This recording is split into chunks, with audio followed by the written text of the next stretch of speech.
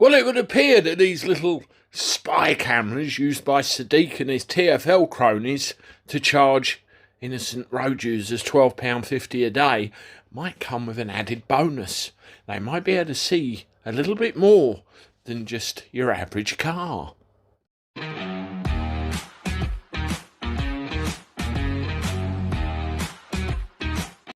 Hello everybody, welcome back to the channel. Hope you're well and thank you very much for joining me again. As always, make sure you do everything you need to do to keep up to date with the channel, the notification bell, make sure you're subscribed and of course hit the like button. It makes all the stuff go around everywhere, very handy, and thank you ever so much. Yeah, these cameras, a bit of a problem with them. Seems it's a case, as Mr. Scott said in Star Trek, the more they overtake the plumbing, the easier it is to stuff up the drain. Apparently they can potentially see a lot more than just the cars. They can spy into people's houses, they can see people on the streets, they can effectively go into places of worship, hospitals, other sensitive areas, schools, you name it, they can do it. Am I surprised? No, not really. Let's have a look at a couple of paragraphs from this article. So, the wider range of view of the latest automatic number plate recognition cameras means there's an increased risk that images of people and private properties could be captured. Bosses at TfL said this risk will be mitigated as far as possible by ensuring the devices are pointed towards traffic flow. Well, aren't they supposed to be anyway? There's some things on smart motorways I've seen pictures where the so-called cameras are actually pointed at the ground. Pretty useless. It might be one for the Blade Runners.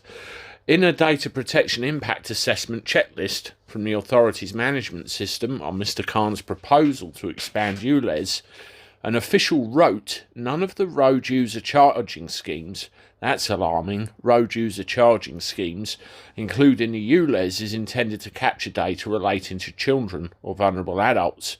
Any enforcement of the schemes is directed to the register keeper of the vehicle in each case.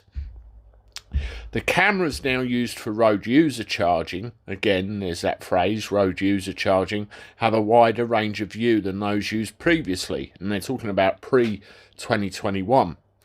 This means that there's a slightly increased risk that images of individual people could be captured unintentionally, together with the boundaries of private properties or other buildings considered sensitive.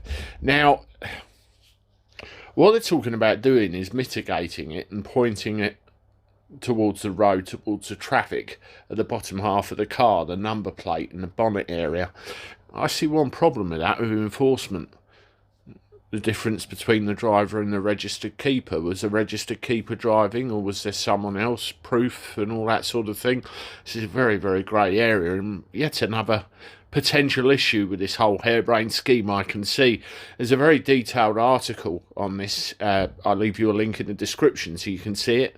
Let me know what you think, and maybe we'll address some of those comments in another video. Anyway, I'm off. I'll see you shortly with one more. Toodaloo.